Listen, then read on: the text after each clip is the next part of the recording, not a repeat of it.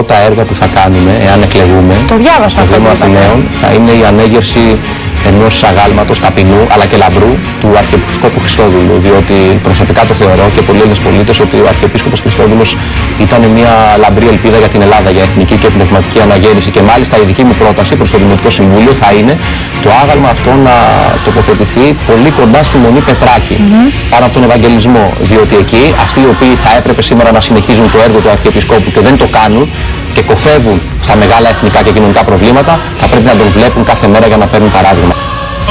Αγίος, Αγίος, Αγίος ο Θεός ημών δια της Θεοτόκου